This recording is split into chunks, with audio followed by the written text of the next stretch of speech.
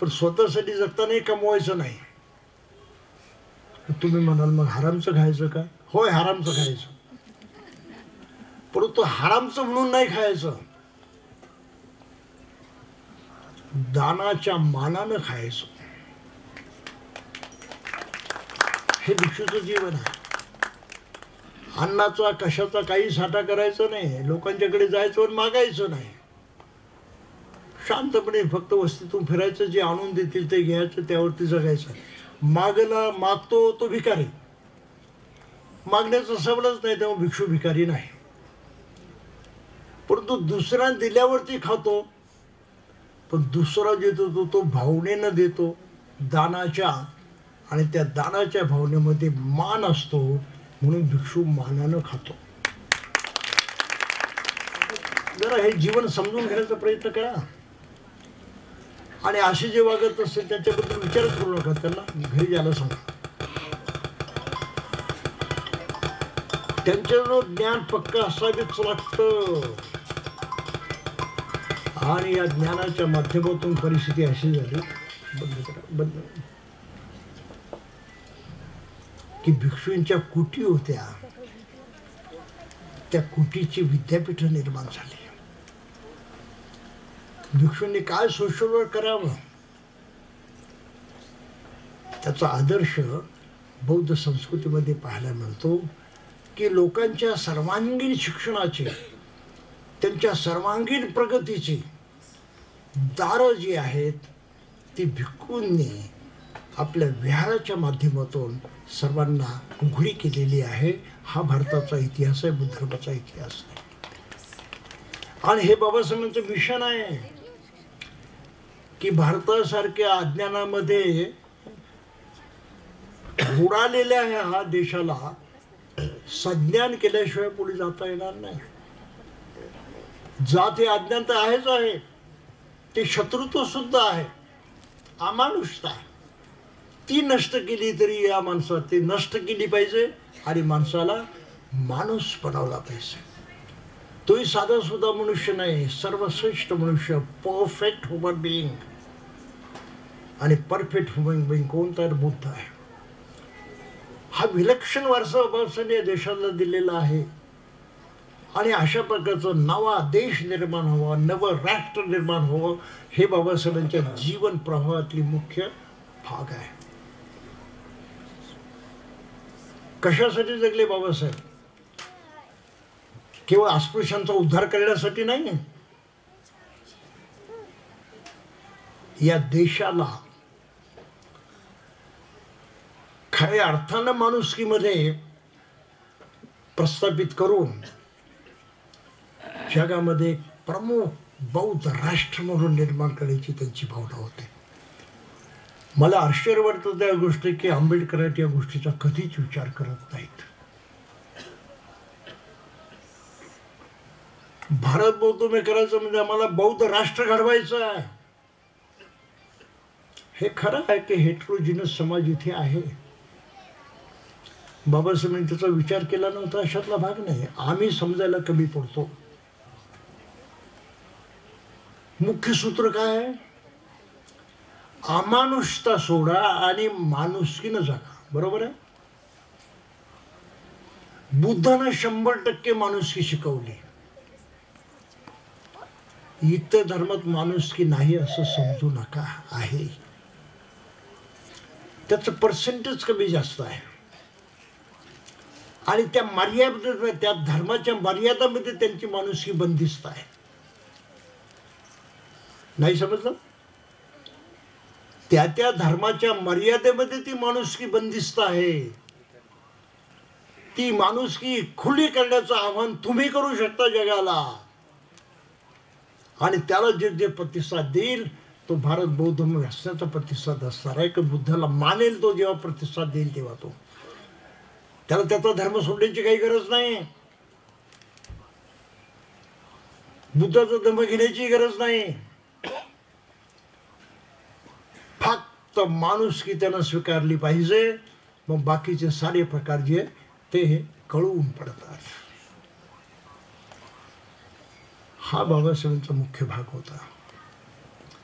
आणि म्हणून जाती नष्ट करून, महान चांभाऱ्या जाती नष्ट करून त्यांना बौद्ध बनवायचं आणि त्यांच्या संघटित सामर्थ्यावरती आपले हक्क अधिकार मिळवायचे, आपली प्रगती साधायची. हे सूत्र आहे बाबासाहेबांच्या जीवनाचं, जीवन कार्याचं. आणि बाबासाहेबांना मानणाऱ्या समाजानं ते नाकारलेलं आहे, धिक्कारलेलं आहे, त्यांनी स्वीकारलेलं नाही. काय म्हणतो लक्षात आपलं? काय अस्पृश्य लोकांनी आपल्या जाती मोडून एक नवा समाज निर्माण केला नाही, जे बाबासाहेबांचं मुख्य कार्य आहे. So what are you doing? जे बी म्हणण्यामध्ये तुमच्या काही दम नाही, खोकलेपणा आहे, तो खोटेपणा आहे. बाबासाहेबांना मानायचं तुम्हाला जात तोडलीच पाहिजे, गाडलीच पाहिजे, संपवलीच पाहिजे. You have no chance, you have no alternative. हे नाही घडत. सेमिनरीमधून ते प्रशिक्षण व्हावं ही माझी तळमळ आहे. मुंबईमध्ये आम्ही प्रयत्न केला सेमिनरी स्थापन करण्याचा, तिथे धोका खाल्ला. मला कोणाचा राग नाही, ज्यांनी धोका दिला त्यांचा राग नाही. उलट त्यांच्या त्या वागण्यामधून त्यांचं अज्ञान प्रगट होतं आणि अज्ञान मला जास्त ठळकपणे पाहता येतं. अरे एवढं अज्ञान आहे तर काय करायचं? काही लक्षात आलं आपल्याला? आजही मोठ्या प्रमाणामध्ये आंबेडकरी समाज अज्ञानामध्ये झखडलेला आहे, मोठ्या प्रमाणात. म्हणून निरनिराळ्या प्रकारे मी कार्यक्रम राबवले. त्यातला पहिला कार्यक्रम आहे जे आता मिताताईंनी सुरुवातीला आपल्याला सांगितलं, धम्मदीक्षा घेतल्याशिवाय बौद्ध बनायचं नाही. हा पहिला कार्यक्रम मी लॉन्च केला 40 वर्षापूर्वी. जन्मानं कोणी बौद्ध बनायचं नाही. लोकांनी फारशी दखल घेतली. पण आज इतक्या वर्षाच्या प्रयत्नानंतर लोक ते समजायला लागले आहेत, दीक्षा घ्यायला लागलेले आहेत. घराघरात दीक्षा झाली पाहिजे. बुद्धाच्या काळामध्ये 7-8 वर्षांच्या मुलांना दीक्षा देण्याची पद्धत होती. ती पद्धत आपण आणली पाहिजे. मी त्या त्यांनी म्हटलं 18 वर्षापर्यंत थांबायचं नाही, थांबायचं मला, टाइमपास नाही करायचा, लवकर करायचा. आपणापैकी प्रत्येकाच्या घरामध्ये धम्म जर रुजायचा असेल तर तुम्हाला बुद्ध धम्म संघ पटला पाहिजे, आपला वाटला पाहिजे. अरे मला ते केलंच पाहिजे, त्यामध्ये माझा स्वार्थ आहे, त्यामध्ये माझा लाभ आहे, हे आपल्याला कळलं पाहिजे. हेच लोकांना कळते की नाही, हा माझ्या मोठा प्रश्न आहे. बुद्धाचं आमचं नातं काय? तो देवाचं नाव घेणारा, देवाला भीतो तरी, त्याला सर्व महान मानतो, शक्तिमान मानतो, नाना प्रकारे मानतो, तेवढी तरी भावना त्याच्या मनामध्ये असते. आणि त्या भीतीपोटी तो त्याच्याशी वागतो. धार्मिक भावना त्याची चुकीची असली तरी ती आहे. मग बुद्धाला मानणाऱ्या माणसाची बुद्धाबद्दलची धार्मिक भावना कोणती आहे सांगा मला?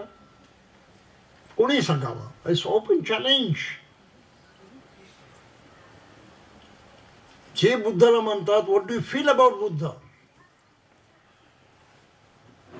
माझं काही नातं आहे, माझं काही जवळीक आहे, माझं काही घेणं देणं आहे? You don't feel anything. ह्याच बौद्धांची ट्रॅजेडी आहे खरं म्हणजे. तर बुद्धाचं नाव घेतल्यावरती माणसाला मानलं पाहिजे की अनेक प्रकारच्या दुर्गुणांनी, कमजोरींनी भरलेला हा मनुष्य, माझ्यासारखा शूद्र मनुष्य, त्याला मनुष्य म्हणून पूर्णपणे बनलं पाहिजे. माझी गुणवत्ता वाढली पाहिजे, माझी योग्यता वाढली पाहिजे, परिपूर्ण मनुष्य बनण्याची माझी ताकद आहे, ती मला अंमलात आणता आली पाहिजे. आणि ती अंमलात आणायची असेल तर त्याचं साक्षात उदाहरण आहे भगवान बुद्ध. तशी ओढ लागली पाहिजे आपल्याला. मला बुद्धासारखं बनायचं आहे, मला बुद्धासारखं बनायचं आहे, मला ह्या सद्गुणांचा विकास करायचा आहे. तेव्हा कुठे बुद्धाच्या बद्दल तुमचं नातं निर्माण होतं. आजच्या मेजॉरिटी बौद्धांच्या मध्ये त्याचा अंश सुद्धा पाहायला मिळत नाही. नाही समजेल? फार महत्वाची गोष्ट आहे. धम्माच्या भाषेत त्याला म्हणतात श्रद्धा. आणि बुद्धाच्या बद्दल श्रद्धा नसेल तर तुम्ही बुद्धाच्या मार्गाला जाऊ शकत नाही. धम्म माझं तशा प्रकारे सर्वश्रेष्ठ माणसात परिवर्तन करण्याचं साधन आहे, सुखाचं साधन आहे. बुद्ध सर्व सुखी झाले. मला सुखासाठी जगायचंय, मला सुख मिळवायचं, दुसरा कुठलाच मार्ग नाही, उपाय नाही जगामध्ये. कुठल्याही धर्माने कधी कोणाला ते सुख दिलेलं नाही. आणि बुद्ध गॅरंटी देतात की तुम्ही जर माझ्या म्हणण्याप्रमाणे वागला तर तुम्ही आत्ता जिवंत असताना सुखी व्हाल. काय आश्चर्य आहे, किती भयंकर मोठी गॅरंटी आहे, किती मोठा चान्स आहे. मला तो सुखानच जगायचंय ना, तर मला या मार्गाने गेला पाहिजे. अशी जेव्हा मानसिकता घडते तेव्हा माणसाच्या मध्ये धम्माची श्रद्धा निर्माण होते. अरे करणार कोण, मला मदत कोण करणार, कुठून मिळवणार नाही, मला कुठे माहित आहे. संघ आहे, ते विहार आहे. आणि अशा प्रकारे माणसाला त्या संघाची ओढ लागली पाहिजे, त्या विहाराची ओढ लागली पाहिजे. म्हणून बुद्ध धम्म संघाबद्दल जोपर्यंत अशा प्रकारची खात्री पटत नाही आणि आपली मानसिकता घडत नाही तोपर्यंत मनुष्य खऱ्या अर्थानं बौद्ध बनत नाही. आणि let me tell you quite frankly की आज मेजॉरिटी बौद्ध समाज जो आहे तो खऱ्या अर्थानं बौद्ध बनलेलाच नाही. दीक्षा घेऊन सुद्धा कोरडा राहिलेला आहे.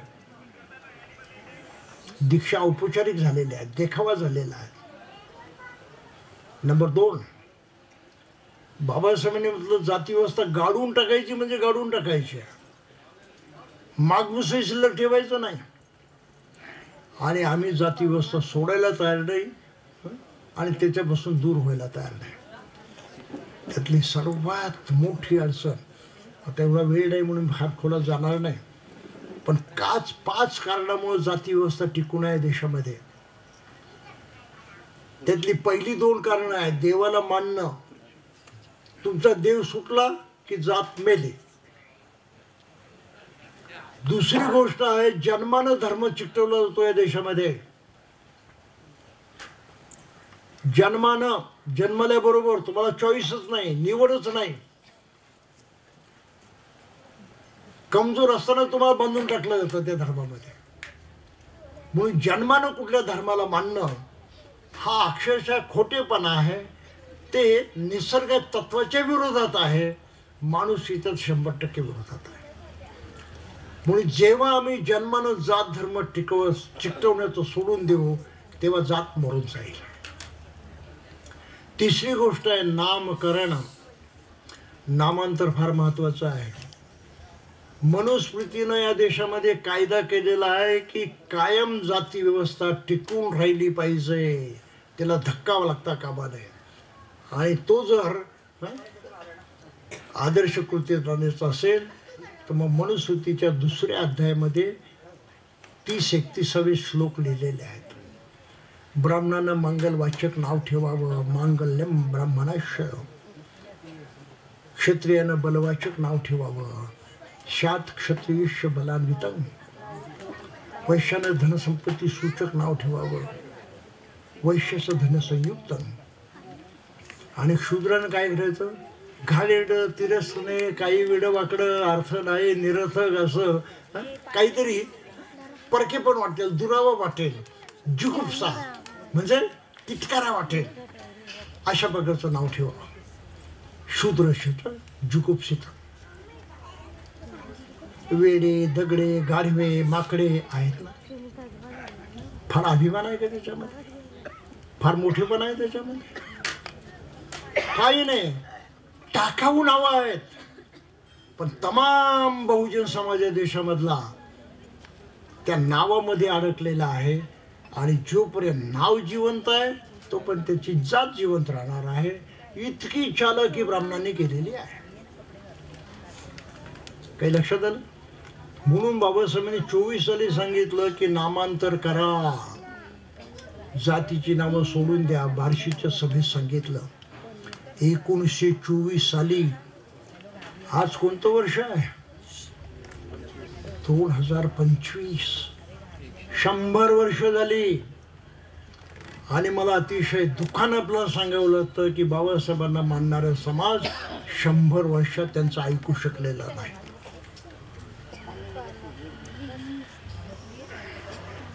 हे अतिशय टाकाऊ गोष्ट आहे, घृणास्पद गोष्ट आहे. हा कलंक आहे त्या आंबेडकरी समाजावरती, बाबासाहेबांचं न ऐकल्याचा. I am sorry to speak so bluntly. काही लक्षात आपल्याला? कशाला बाबासाहेबांचं नाव घेतात? त्यांचं ऐकायचंच नाही तर. म्हणून धम्मदीक्षेवरून प्रामाणिकपणे बौद्ध व्हा, नामांतर करा. तुमचं अस्तित्व, सोशल स्टेटस बदललं पाहिजे. आणि बाबासाहेब म्हणतात सोशल स्टेटस हे एक सोशल पॉवर आहे, माणसाचं एम्पॉवरमेंट आहे त्याच्यामध्ये. तुमचं सोशल स्टेटस काय ते? शूद्र म्हटलं की तुमचं सोशल स्टेटस खालचं, पॉवरलेस. काही कळत नाही लोकांना बाबासाहेबांनी काय लिहिलंय, कशासाठी लिहिलंय ते. नुसतं वरवरचं ऐकायचं झालं का? वाचायचं आणि गर्वाने मिरवायचं झालं का? तर या पद्धतीने तुम्ही नामांतर केलं, धर्मांतर केलं आणि उपोषित करायला लागलात. ज्याबद्दल मी आपल्याला सांगितलं, उपोषित केलं पाहिजे तर माणसाचं मानसिक परिवर्तन होतं, नाही तर होत नाही. पंचशीलाचा आचरण तो तेव्हा करायला लागतो, तोपर्यंत होत नाही. आणि जेव्हा त्या उपोषिताच्या आचरणामध्ये प्रगती होते तर त्याचं मन बदलतं. जितकी प्रगती होते तितका तो विनम्र बनतो, अहंकार कमी होतो, मिरवण्याची पद्धती कमी होते. प्रत्येक क्षणी त्याला असं होतं की नाही, कोणाची तरी कामी पडावं, कोणातरी सहाय्य करावं, कोणातरी मदत करावी. ह्या भावनेने तो म्हणत वागायला लागतो. जितकं आचरण सखोल तितकी विनम्रता जास्त, आणि जितकं आचरण उथळ तितका उद्धटपणा मोठा. काही गणित लक्षात आलं आपलं? आज बहुजन समाजामध्ये जो उद्धटपणा दिसतो आहे, जो अहंकार दिसतो आहे, आणि सारी माणसं त्याबद्दल बोलतात की समाजामध्ये अहंकारी फार आहेत म्हणून. का आहेत?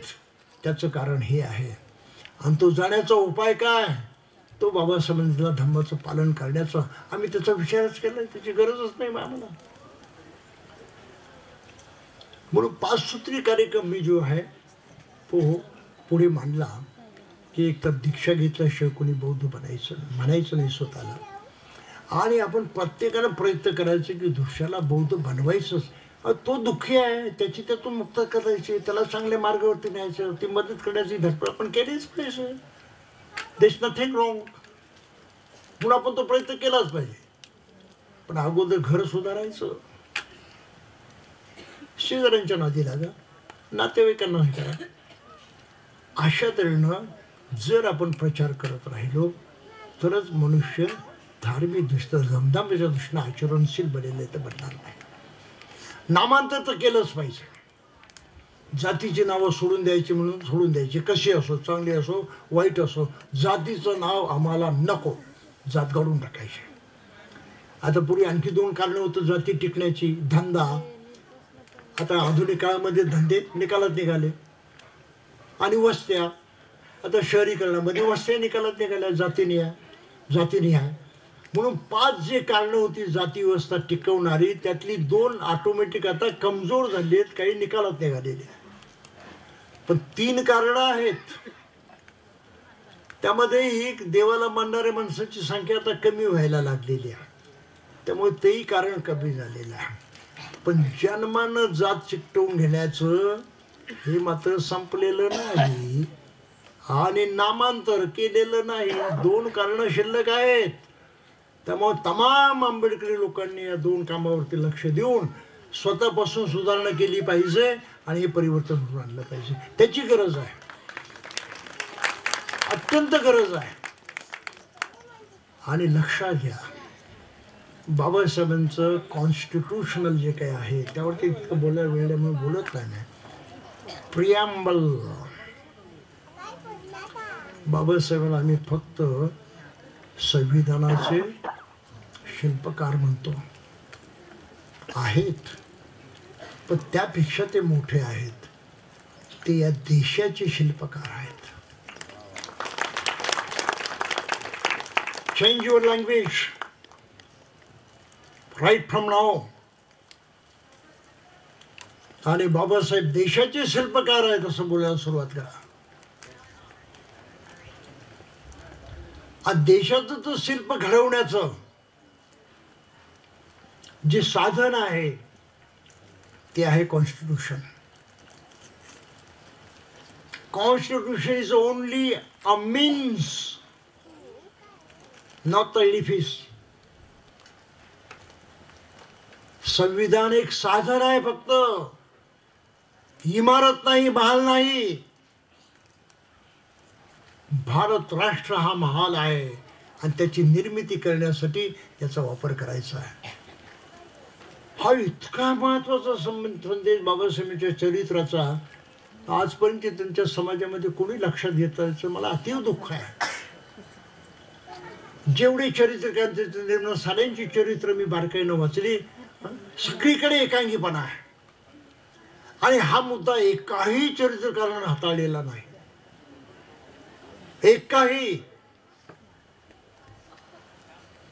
आता 2024 मध्ये तेलतुंबडेंचं प्रसिद्ध झालं आयकॉनॉक्लास्ट म्हणून.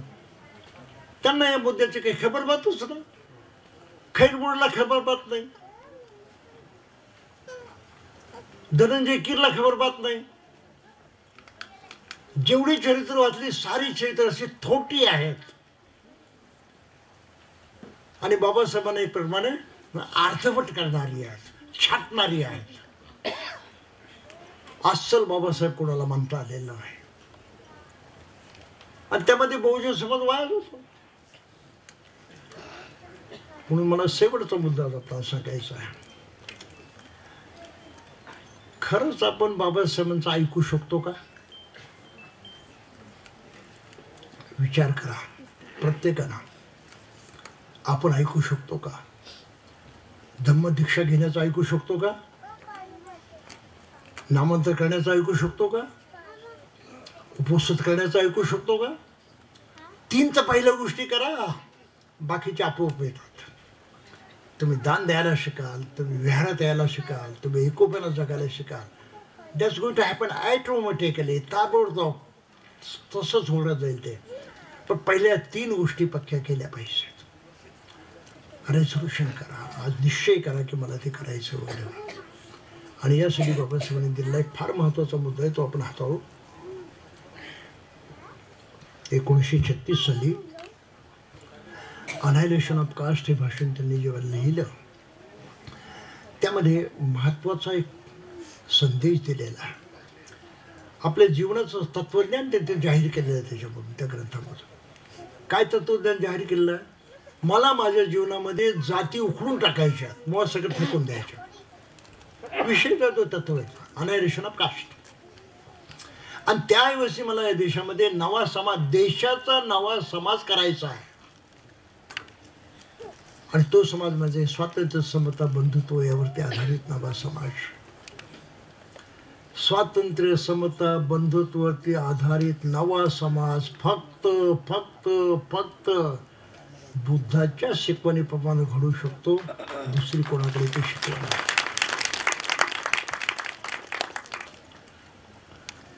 स्वातंत्र्य सर्व धर्मांमध्ये नाही, बुद्ध धर्मामध्ये पुरेपूर स्वातंत्र्य आहे. कोणा कुठलंच बंधन नाही. 100%, 100% सर्व धर्मामध्ये नाही. ते समता सर्व धर्मामध्ये नाही. बुद्ध धर्मामध्ये 100% समता. नुसती स्त्री पुरुष समजता नाही, तर जीवनाच्या प्रत्येक अंगामध्ये समता. कारण बुद्धांचं ब्रीद वाक्य आहे मैत्री करुणा सर्वांच्या प्रती, आपल्या धर्माचा असो तर परक्या धर्माचा असतो, कोणी असो तर याचं कंपॅरिझन कुठे होऊ शकत नाही, तुलना होऊ शकत नाही. बंधुत्व बुद्धाची तर मूळ शिकवण आहे मैत्री भावनेच्या माध्यमातून. मैत्री भावना, मेत्ता भावना. माणसंच काय पण जगातले सर्व प्राणी मात्र जे आहे त्यांच्याशी मैत्रीनं वागेल, मी आपुलकीनं वागेल, माझ्यासारखं त्यांना समजून वागेल. हा एवढा दैदिकपणा आदर्श जे आहे तो कुठल्याही धर्मामध्ये आपल्याला पाहायला मिळत नाही. आणि म्हणून बुद्धाचा धर्म नाहीच मुळामध्ये. धर्म म्हणे हे माना ते माना ते माना तर धर्म. बुद्धाने म्हटलं काहीच मानू नका. मग कशाला म्हणता तुम्ही बुद्ध धर्म? आली ना पंचायत? तुम्ही बुद्धाच्या शिकवणा धर्म म्हणू शकत नाही. बुद्धानंच नामकरण केलेलं आहे. हा धम्म आहे, एक जीवनचर्या आहे.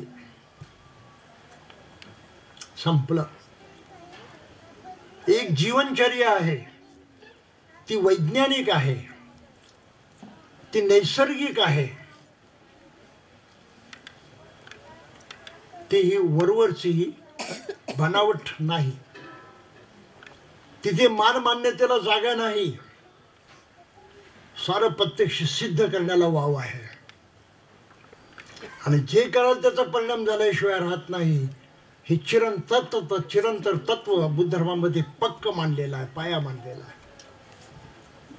हा बुद्ध धर्म आपल्या लोकांना समजत नाही आणि त्यांना प्रशिक्षित करण्यासाठी सेमिनारीची गरज आहे. पण सेमिनारीमध्ये आम्ही आता ॲडमिशन बंद केलेले आहेत, कारण त्या ताकदीची माणसं शिकायला येत नाहीत.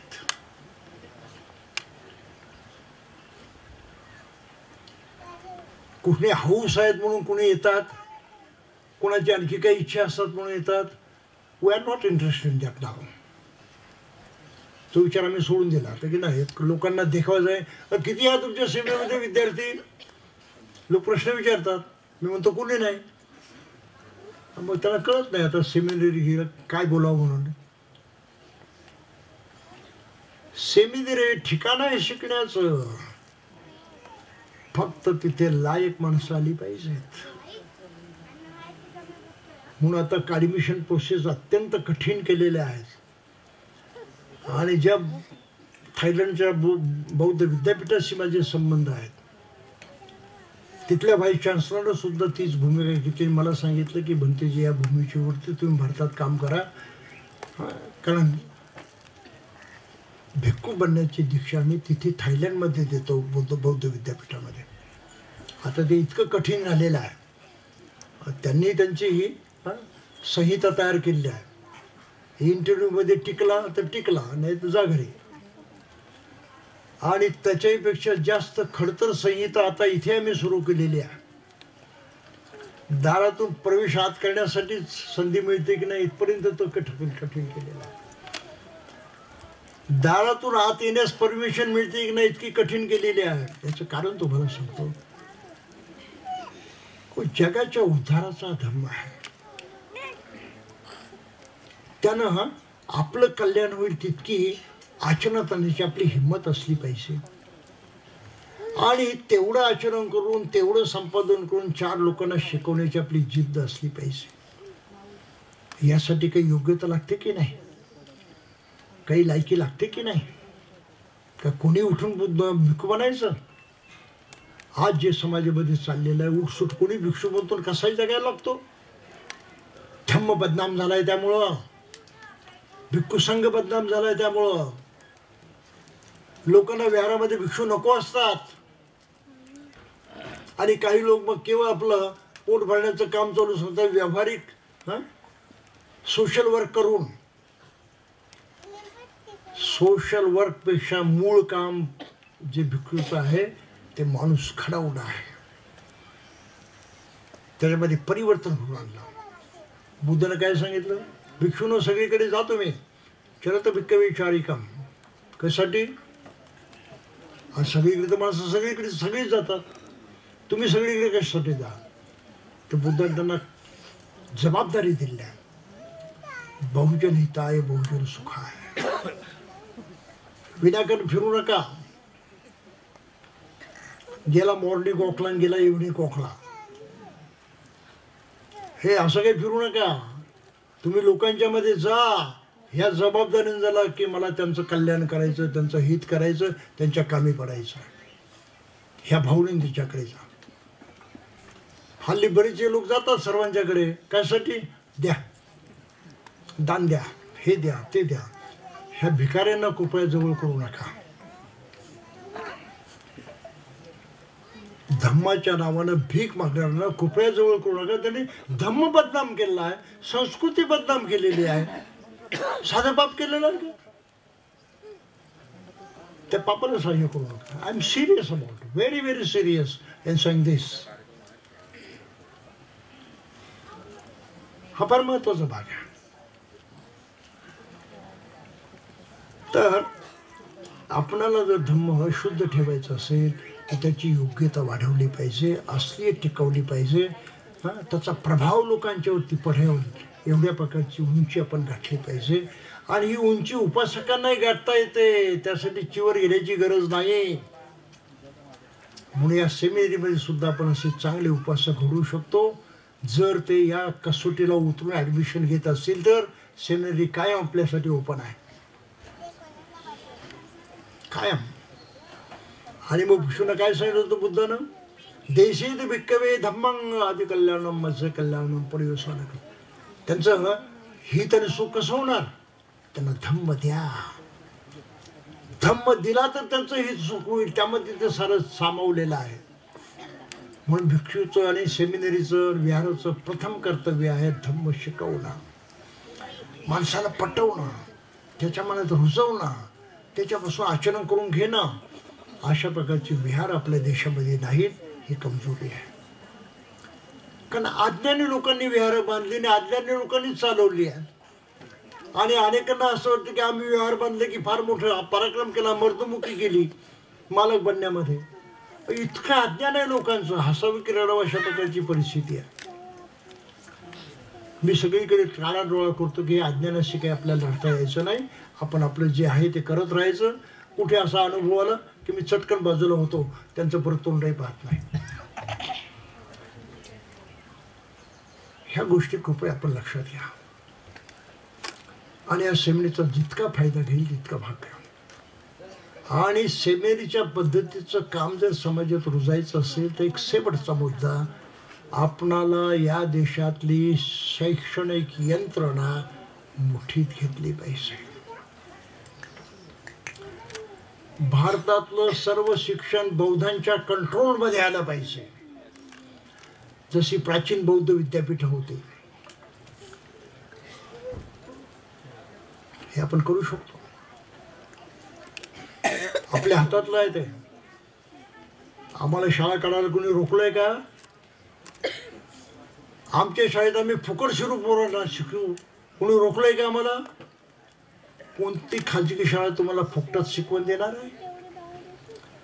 तुमची अडवणूक आहे, पिळवणूक आहे, शिक्षणापासून तुम्हाला दूर केला जातो, कावेबाजपणा ही गोष्ट लक्षात ठेवा. म्हणून माझं आव्हान आपल्याला, संघाला दान द्या. संघ ते करू शकतो.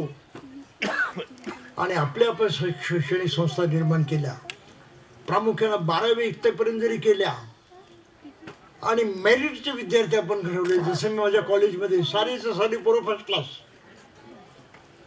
असे मेरिटचे विद्यार्थी आपण घडवले. जगातले सारे शिक्षण संस्थेचे दार आमच्यासाठी खुली होतील. संस्था त्यांना चालू दे, त्यांच्या मालकीचे असू दे, पण आत घुसण्याचं लायसन्स आमच्या शाळेमधून त्याला मिळालं पाहिजे. नाही समजलं? ते मेरिट, ती योग्यता कोणी दाखवू शकत नाही. आणि मला वाईट वाटतं की भारतामधल्या बौद्धांना कळतच नाही. काही शिकलेल्या लोकांना कळत नाही, अनपढ लोकांनाही कळत नाही. इतकं मागासलेपणा. तर ह्या साऱ्या गोष्टींचा आपण विचार करावा असं मला वाटतं. आणि सेमिनीचं कार्य जे आहे ते अशा पद्धतीचं कार्य आहे, हे ठिकठिकाणी वाढत गेलं पाहिजे. मला तर इथपर्यंत वाटतंय की जिल्हा जिल्हा तालुका तालुका आपण घडवला पाहिजे. अवघड नाही. माणूस म्हणून आम्ही जोडले राहू शकतो, सशक्त होऊ शकतो. एकोप्याच्या माध्यमातून जे आपण कमावू ते दुसऱ्या कुठल्या माध्यमातून मिळणार नाही. म्हणून बाबासाहेबांची भारत बहुत्वमीकरणाची घोषणा आपण कृतीमध्ये आणली पाहिजे. आणि हा 5 कलमी कार्यक्रम अंमलात आणला पाहिजे, ज्यावरती मी पुस्तक लिहिलेलं आहे, परंतु ते आज इथे उपलब्ध नाही. छपाईमध्ये काही गडबड झाली, उशीर झाला, परंतु आपल्याला ते लवकरच उपलब्ध होईल, पुढच्याच महिन्यात उपलब्ध होईल. आणि ते आहे बाबासाहेबांचं मिशन. आणि त्या मिशनचं नाव आहे बोधिसत्व मिशन. आपणापैकी प्रत्येकानं बोधिसत्व मिशनचं पाईक बनावं, शिपाई बनावं, कार्यकर्ता बनावं. आणि ते बनण्याची सुद्धा एक खास रीत आहे, जी प्राचीन काळापासून चालत आलेली आहे. जे भिक्षू बनत, भिक्षुणी बनत बुद्धाच्या काळामध्ये, तर भिक्षूंना त्या काळामध्ये बुद्धाचं पुत्र मानलं जाईल. साख्य पुत्र. भिक्खू कोण आहे? बुद्धाचा पुत्र आहे. महिलांना साख्य धिता म्हटलं जायचं. भिक्षुणी कोण आहे? बुद्धाची कन्या आहे. काही लक्षात आलं? एवढं स्टेटस, एवढं मोठेपण, एवढी किंमत प्रत्येक भिक्खू आणि भिक्षूला होती, कारण ते बुद्धाचा वारसा चालवत होते. त्यांच्या विचाराचा, आचारांचा वारसा चालवत होते. बुद्धाच्या पोटी काही जन्मास आलं नव्हतं कुणी, ही गोष्ट खरी आहे ना. तो विचारांचा वारसा चालवणे सर्वात महत्त्वाची गोष्ट आहे. मला वाटतं की आपण बुद्धाचा वारसा चालवत जरी सक्षम नसलो तरी बाबासाहेबांचा वारसा चालवण्यास काही कमजोर होत असं काही वाटतं कामा नये. बाबासाहेबांचा पण औरस पुत्र बनू शकतो, विचारांचा वारस बनू शकतो का नाही बनू शकत? जर बाबासाहेबांच्या विचाराचं वारस आपण बनू शकत असो आणि हे कृतीमध्ये आणू शकत असो तर आपण ते केलं पाहिजे. आणि त्यासाठी मग आम्ही त्या वारसाचं नामकरण सुद्धा करून टाकलंय अगोदरच. ह्या 5 गोष्टी त्यानं करायच्या त्या माणसानं. आणि मग आम्ही त्याला जाहीर करू की हा बाबासाहेबांचा वारस आहे विचारांचा, आणि त्याचं नाव आहे बोधिसत्व तनय. बोधिसत्वाचा पुत्र, बोधिसत्व बाबासाहेबांचा पुत्र, आणि महिलेला बोधिसत्व तनया, बोधिसत्वाची कन्या. बाबासाहेबांच्या विचाराचा वारसा चालवणार आहे. आणि आतापर्यंत मी जे काही बोललो ते जर आपण कृतीमध्ये आणायचं असेल तर आपल्यापैकी प्रत्येकाला जिद्दीनं पुढे येऊन बाबासाहेबांच्या विचाराचा वारसा चालवण्यासाठी साख्य पुत्र साख्य धिताप्रमाणे बोधिसत्व तनय, बोधिसत्व तनया बनलं पाहिजे. आणि सगळीकडे त्या दीक्षा वाढत गेल्या पाहिजे. आणि त्या सूत्रानं एक एक मनुष्य जोडला गेला पाहिजे. समाज जोडण्याचं अत्यंत पॉवरफुल साधन आहे. ऐक्य करण्याचं प्रचंड शक्ती असणारं हे साधन आहे. आणि याचा प्रचार आपला गावागावामध्ये करून माणसाला पटवून त्याला जोडलं पाहिजे. कसा समाज होत नाही बघू आपण. नुसता 5-10% जरी समाज संघटित झाला तर महाराष्ट्रामध्ये आपला एक मोठी पॉवर दिसेल. आणि ही पॉवर बाबासाहेबांना अपेक्षित होते इंटेलेक्च्युअल क्लासकडून. अनरेशन कास्टमधला उल्लेख मागे केला होता मी तुम्हाला. तिथे बाबासाहेबांनी अपेक्षा बाळगली की बुद्धिमान वर्गानं पुढे यावं. बुद्धिमान वर्ग जाणणारा असतो, समजणारा असतो, दूरदृष्टीचा असतो, प्रसंगी तो नेतृत्व देऊ शकतो. म्हणून समाजाचं काही पुढे भलं व्हायचं असेल तर बुद्धिमान नेत्यांना पुढे आलं पाहिजे. इंटेलेक्च्युअल क्लासवरती त्यांनी जोर दिला होता. बाबासाहेबांनंतर तो इंटेलेक्च्युअल क्लास अस्तित्वात आलाच नाही. इंटेलेक्च्युअल खूप आहेत, बुद्धिमंत खूप आहेत, परंतु त्यांचा वर्ग कधी संघटित झाला नाही. कधी बुद्धिमान माणसं एकत्रित आलेली नाही. सेमिनारचं काम आहे बुद्धिमंताला एकत्रित करण्याचं. ती प्रचंड बौद्धिक ऊर्जा जी आहे ती उद्धारासाठी वापरण्याचं. मी नागपूरला असताना तिथल्या बड्या लोकांशी बोललो. अनेक राजकीय नेते मला भेटायला आले, डॉक्टर्स भेटायला आले, इंजिनियर्स भेटायला आले. त्या सर्वांना मी सांगितलं की सारा बुद्धिमान वर्ग आपल्याला एकजूट करता आला पाहिजे आणि या बुद्धिमान वर्गाच्या ताकदीनं विरोधकांना तोंड देत आपल्याला भारत बौद्ध करण्याचं बाबासाहेबांचं मिशन पुढे नेता आलं पाहिजे. हा आजचा संदेश आहे. यापेक्षा मला अधिक बोलण्याची अपेक्षा नाही. आपण तो फार गंभीरपणे घ्यावा, अतिशय गंभीरपणे घ्यावा आणि कार्यामध्ये स्वतःला झोकून द्यावं एवढीच मी अपेक्षा बाळगतो. आणि बराच वेळ बोललो त्याबद्दल आपली क्षमाही मागतो. आणि आश्चर्य आहे की मला ब्रॉन्कायटिस झाला, काल परवापर्यंत बोलता येत नव्हतं आणि आज इतकं स्पष्ट आणि सरळ बोलतोय. मलाच आश्चर्य वाटतंय. But anyway it's a miracle and might be because of the power that Dhamma has given us. साधू साधू साधू. धन्यवाद बंदेजी. बंदेजीनं आपल्याला खूप चांगल्या पद्धतीनं जे मार्गदर्शन केलं आहे त्यामध्ये जस्ट 2-3 सूचना ज्या आहेत ते सांगतो आपल्याला आणि लागलीच आपण समारोहाकडे जाणार आहोत.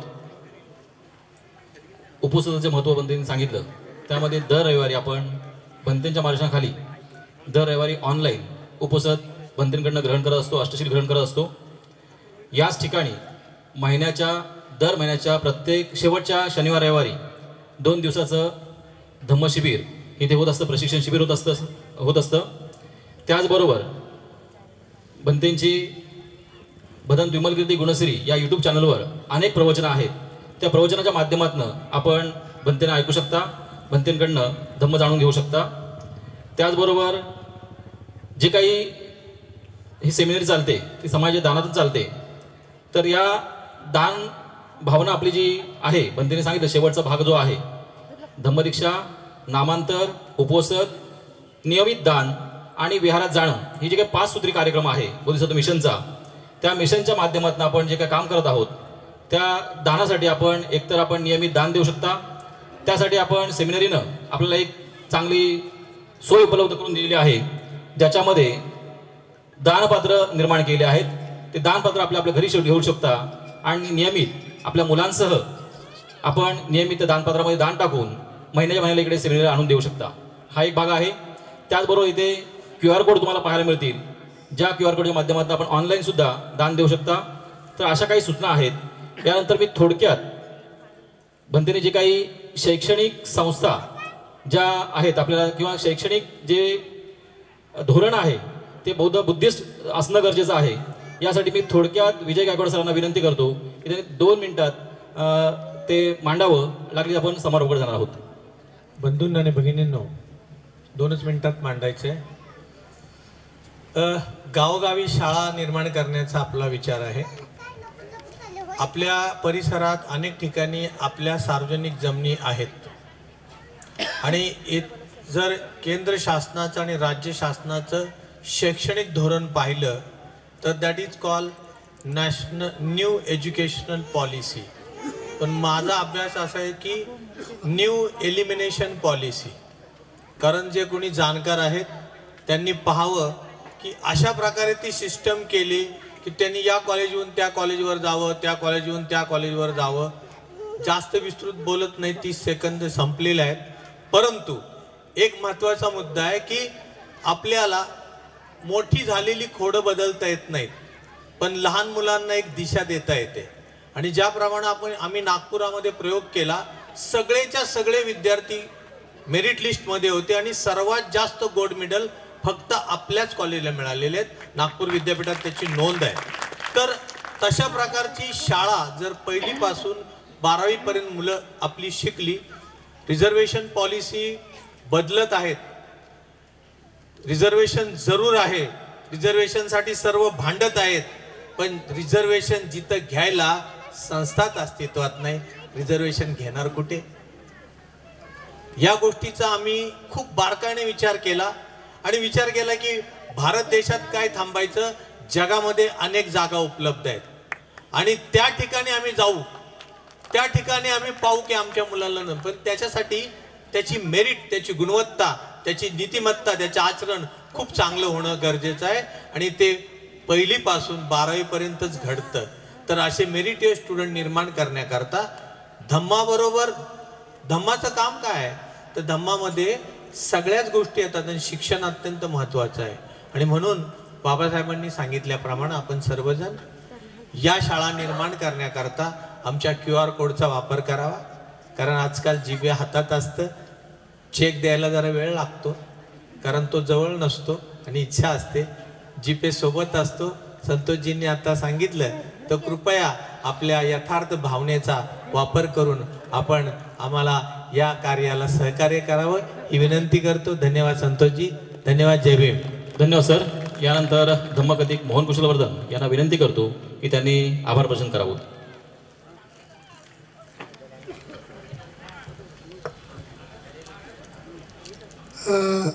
आता आपणा सर्वांना थोडंसं बरं वाटलं असेल की कार्यक्रमाच्या शेवटच्या टप्प्यात आपण आहोत. आजचा हा बोधिसत्व बाबासाहेब आंबेडकर बुद्धिस्ट अकॅडमी संचलित महानाग शाक्यमुनी विद्यासन याचा हा वर्धापन दिन सोहळा ज्यांच्या मार्गदर्शनाखाली आणि अध्यक्षतेखाली झाला ते पूज्य भदंत विमलकीर्ती गुणश्री यांनी ज्या पद्धतीनं मार्गदर्शन केलं की हा कार्यक्रम वेळेत झाला पाहिजे. आपण सकाळी 11:15 वाजता हा कार्यक्रम सुरू केला, वंदना वगैरे सुरुवात करून हा वेळेत कार्यक्रम केला आणि वेळेत संपवला पाहिजे अशी एक सूचना होती. आणि या पद्धतीनं आदरणीय भदंत विमलकीर्ती गुणश्री यांनी जे मार्गदर्शन केलं आणि 1 तास 1.25 तास आपल्याला त्यांनी धम्माबद्दल मार्गदर्शन केलं.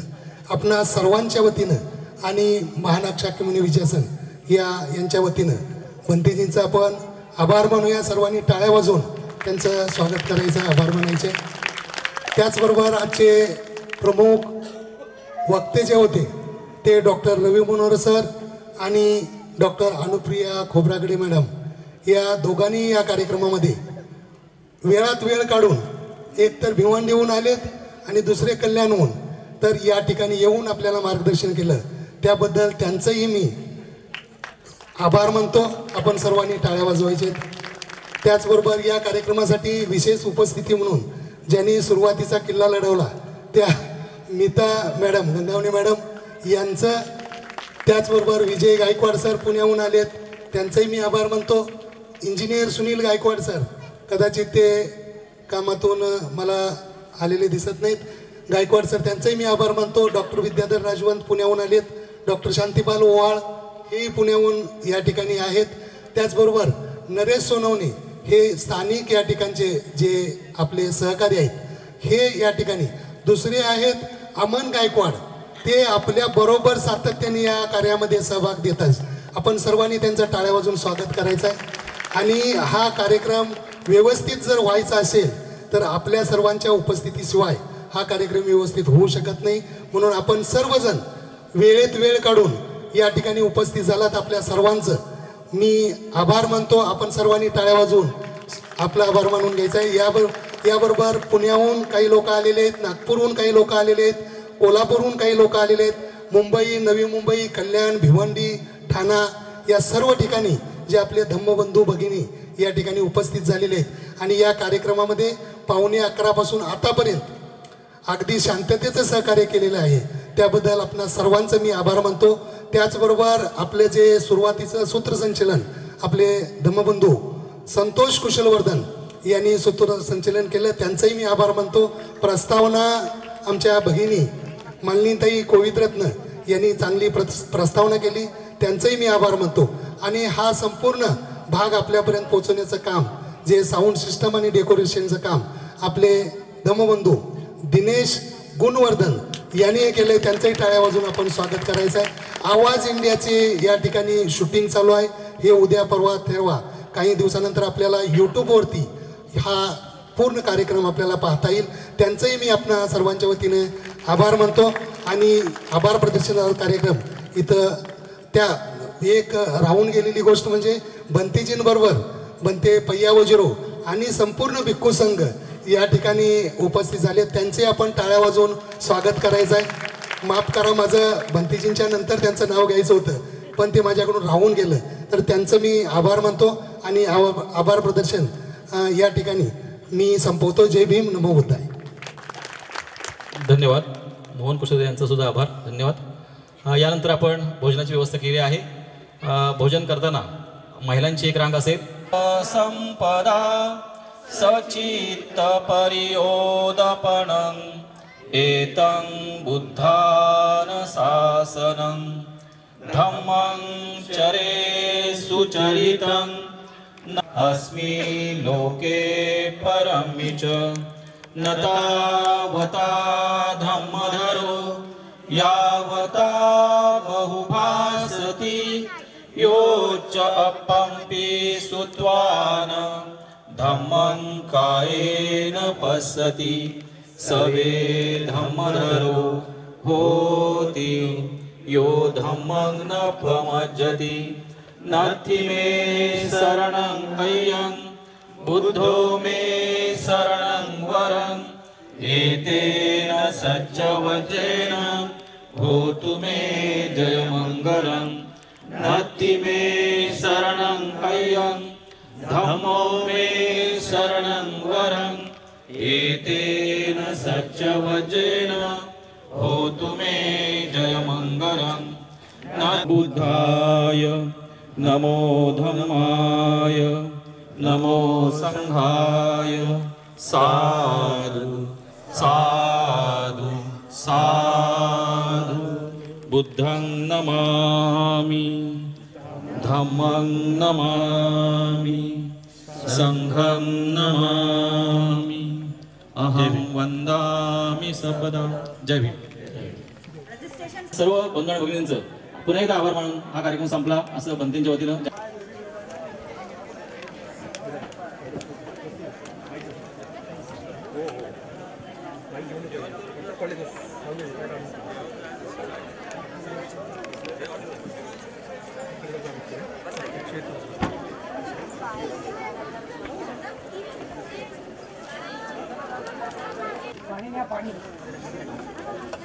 हे पाणी बाटली घे.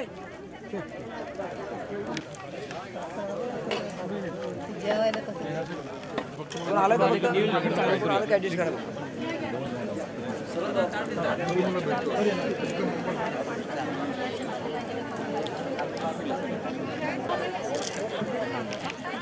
घरून आणलेले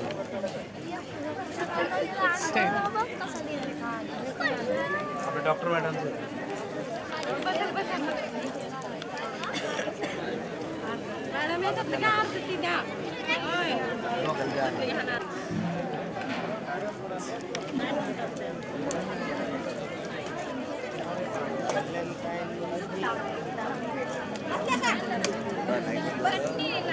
भी लीजिए इधर सर जी, मैं भी सब्सक्राइबर हूँ आपका.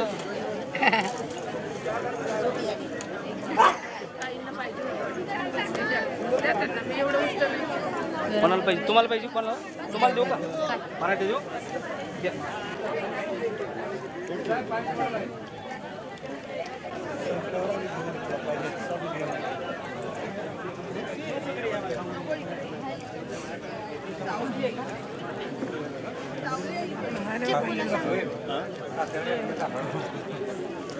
म्हणा ना.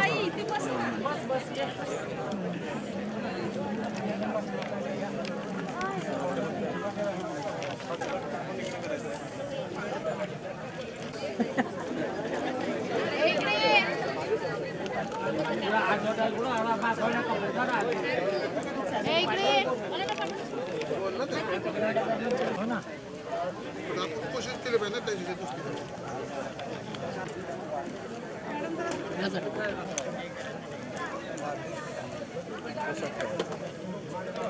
तेवढंच पाहिजे पोशात नाही.